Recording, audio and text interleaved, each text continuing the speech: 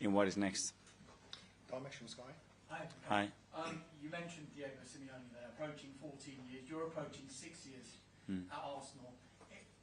Do you look at Simeone as maybe an inspiration and maybe something that you'd like to do at this club?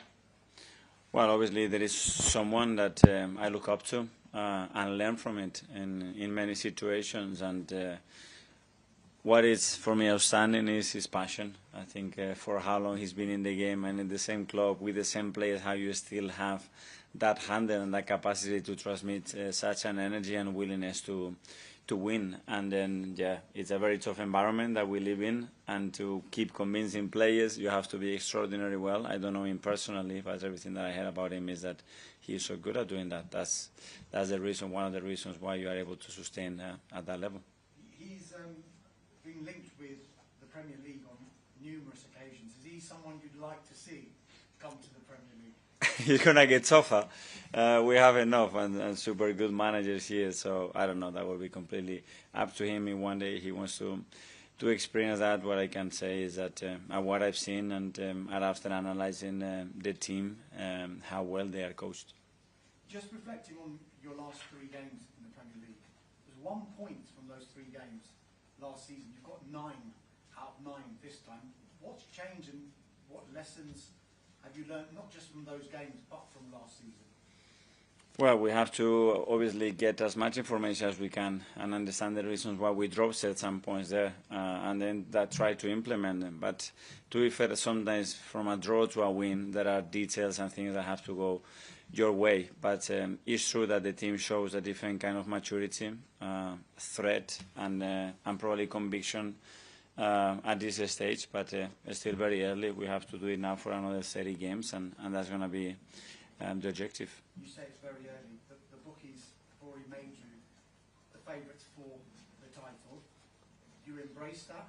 And do you think you are the favourites now? The only thing that I embrace is when I see the team, the energy, the temperature, the commitment, and the quality that they can deliver, that it gives me that conviction that we can go all the way. But that's it. That's just a feeling that the next day you have to prove it, the next training session you have to prove it, and nothing else, and we cannot be busy thinking about those topics. Thank you. Simon Standard. Mikel, just on carrying on with Simeone, when you started here, did you look at the way Atletico, how he sort of moulded the club's culture and his image, and you took from that something you wanted to do when you tried to mould the culture here? No, I think I got that done more through my experiences and my beliefs, and especially my understanding of Arsenal and this football club I am experienced here, because I think to put a different context to this one is extremely difficult, and at the end I think you have to be authentic to your belief, your way of dealing with people, especially, which is the most important thing when you talk about culture, and slowly, yeah, you have an idea and you have to, after through that, sometimes change a little bit the trajectory to understand what is the best for the club. I just wanted to ask you one on the defence. Obviously, the numbers have been incredible this season. We've seen Gabriel Heinze, who joined in the summer. We see a lot in the warm-ups and working with the defenders, very animated. What's he sort of brought to the defence this season, and what is he like as a coach that he's added to your setup this year? Well, I think that's something very, very collective with all the coaches, with the players, with their commitments as well. And Gabi added something different, that willingness to will, I think. And now we've seen that obviously through his career, that experience to win and to elevate somebody's level and ambition and drive to the highest limit. And he's extraordinary at that. Tom, Football London. Hi, Mikel. Of course, one of your main title rivals at the weekend failed to win, Liverpool against Manchester United. Do you ever notice on the training field after one of your main rivals has failed to win that your players perhaps have a bit more of a spring in their step during a training session? I haven't noticed that, but obviously there is a lot of narrative afterwards. But that's it. I mean, every game in this league, it's a must-win and a very difficult game to win. And we all, I think, very appreciative of that. So you don't get carried away with any of that. And just on Diego Simeone as well, when you come up against a manager who's been in place for such a long period of time, does that in any way make your preparation for perhaps what you might expect from them easier, or because there's so much data and so much evidence, does that in some ways make it harder to prepare for a game? Well, on this one, I think The hardest thing is the time that you have, basically a day when you can't really do much to prepare that. Obviously, understanding and the time that we have spent to analyze them and understand that. They have evolved as well for the team that they were probably a year ago to now, and how they can change as well in relation to the context of the match, which is something very specific for this team. And in order to after prepare the best way, yeah, you want to give them everything, but how you're able to simplify the information and make it as concrete, as clear as possible for being in the best position to implement what we want to do tomorrow. Ken, GSPN. Hi, Mikel. Hi. Can you just give us an insight into what makes Diego Simeone's team so difficult to play against and break down? Well, first of all, the willingness to win. You can sense that in every single ball, in every single yard, the way they play. So it's about how they compete, and then after how they play. And I think there are two very different things. And in order to after analyze what they are, yeah, the level of organization is really high. The level of discipline is really high. And then they have acquired a lot of talent throughout the years that are very specific for the needs and the way they want to play, and they are very, very, very good at exploiting those opportunities. As Dom said, he has been linked with a move to the Premier League for years. I mean, do you think he could be successful? Do you think what he does in Spain in the Champions League could work in England? Well, if he works in the Champions League, which is the highest competition in Europe, he can do it anywhere. And I don't know, you have to come here and try it and feel it, but I'm very sure that his know-how is unbelievable, and his character and willingness would take him anywhere, I think. And just finally for me, obviously the set-piece record improved again at Fulham. Can you just talk a bit about the work that goes into maintaining that threat? Because you've been good at it. It's not a fluke. It's been 2 to 3 years where new routines come, the unpredictability is always there. Can you just talk a bit about the work that goes into maintaining that over such a long period? Well, keep evolving and keep improving. It's a system that when you put it in place, the system has to learn every single day, every single game to become better. And that's in relation to the players that we have and what we learn from ourselves, and as well what we learn from the opposition, and try to be as consistent as possible. And in order to do that, you have to give importance to certain topic to become really important. And we try to do that in the way that we share the time and the focus in game preparation, and then is delivery. Yes, I'm Belma. I'm Mikel. With Gabriel Heinz, you just said before about his willingness to win, and he's obviously won a lot of tasks in his playing career. In the drills, he's often one-on-one with the players before and after the games. What does he kind of bring to the table in terms of the one-on-one scenarios with players? That experience, I mean, somebody tells you if you do that, you're going to be successful, and you know that he's done it and he's been successful. It's a lot of credibility there. And how the players react to him? He's obviously a very passionate person. Also, I don't know him much more. To see how the players kind of react. It's a question for me. My feeling is that they already love him, which is normal. But the rest of the coaches is the same. They are all very different characters. But the relationship and the bond that we have with the players, I think it's unique, and I think that's something very, very powerful in a team. Okay, I think we'll take a few questions in Spanish now. Spanish in fact? Sí. Yeah. Sí, yeah. Yeah. Mikel, ¿qué tal? Hola. Virginia, del periódico El Mundo. Quería preguntarte un poco, traerte un poco hacia el verano de 2024, cuando estaba Mikel Merino entre dos clubes, el Atlético y Arsenal. ¿Cómo conseguís que Mikel al final termine en el Arsenal? No lo sé, yo puedo hablar de lo que intentamos transmitirle a Mikel, de lo que queríamos hacer, del proyecto, del rol que iba a tener con nosotros, y porque creíamos que para él era un lugar ideal donde se iba a sentir feliz y realizado con las calidades que tiene. Luego los demás, obviamente había rumores de muchos equipos, al final tomó la decisión de venir aquí y nosotros felices. ¿Pero le llamaste personalmente para que viniera con vosotros? Yo siempre intento conocer todo sobre el jugador, no solo eso, sino su entorno también, pero creo que igual que yo, todos los entrenadores.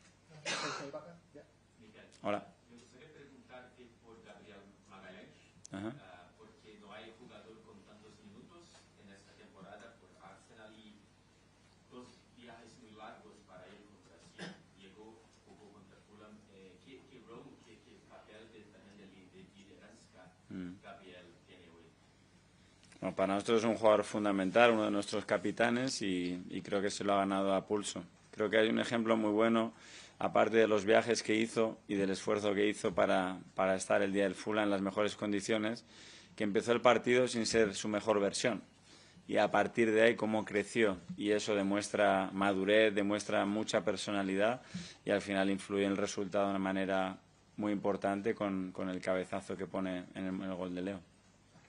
Mikel, Hola. has hablado bastante en inglés de Simeone, pero quería preguntarte por esos puntos en común y diferencias entre el proyecto que ha creado Simeone en el Atlético de Madrid, convirtiendo en un equipo ganador, y lo mismo que has hecho tú aquí en el Arsenal.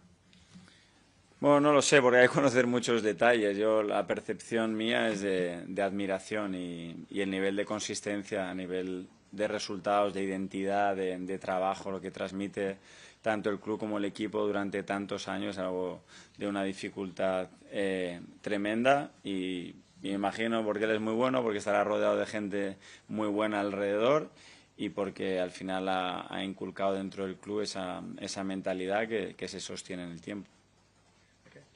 Hola, Mikel. Hola. Javier Peña de la agencia EFE.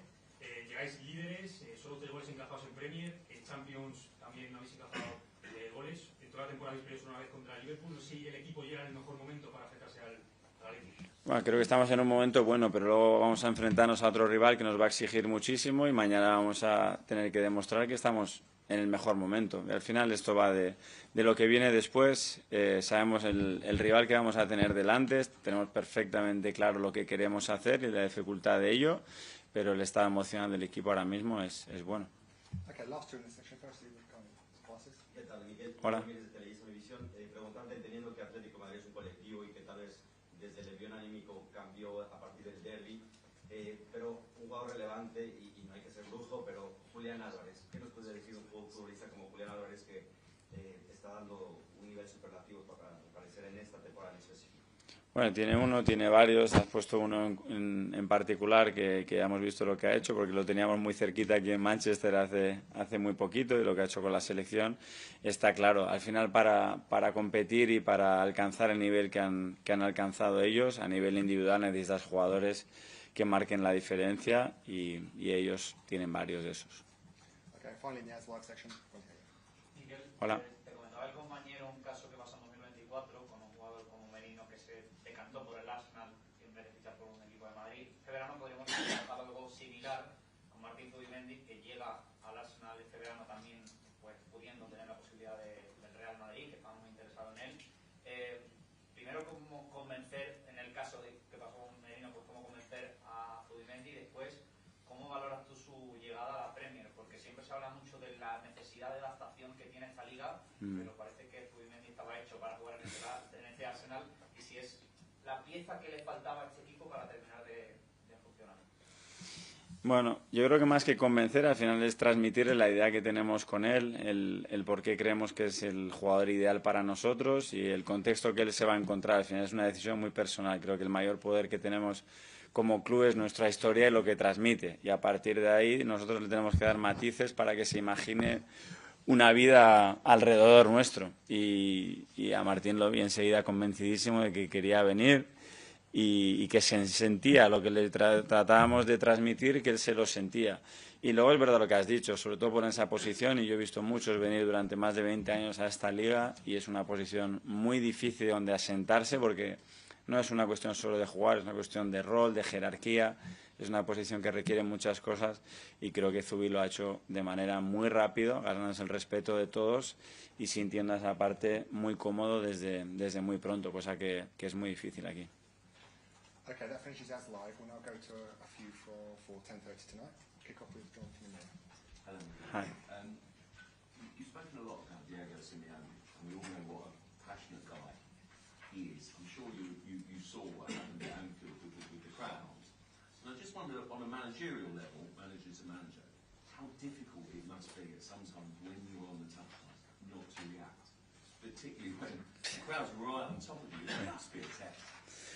It is as well because you are defending your club and your players, and you know that small details can define at the end whether you win a match or no, and we are there living it with high emotions and very difficult to control. And you see very sometimes when we get really upset, sometimes really high, we start to run with our players and celebrating goals.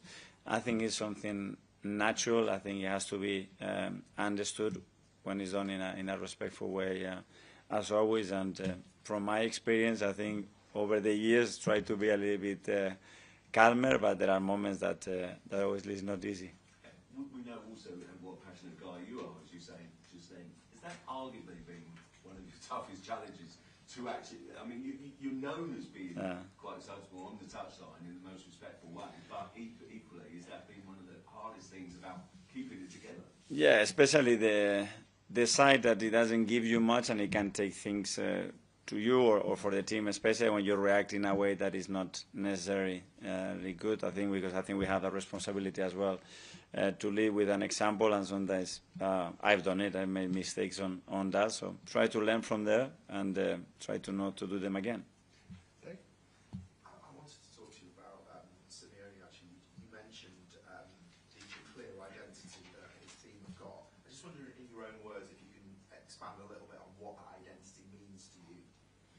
Well, if I have to use it in very words, it's the willingness to win, you know, and then after that drives everything. Probably their methodology, the way they live, the way they behave, the way they act in everything, and the purpose that they have, which is at the end to win. And they find a way to do it, and they change a lot of players, and they change, and the competition in Spain has increased, and they have two very big clubs, and they've always been there, and that's something that is driven by their mentality and their passion. And after that, yeah, there are specific things in the way, in my opinion, that he sees the game and he tries to encourage his teams to play that are more specific. But the main thing, I think, I would say is that. I would also say, just listening to you talk about this Atletico team and Simeone, you could almost be talking about your own team. Is that a fair comment? Do you see that parallel to what you're saying about him and what you see with your own team? I don't know. I don't know from the outside. I'm just looking from my side. I don't have the detail there. Well, they have won as well some major trophies. They've been in Champions League finals. They have made other steps there when it was really important.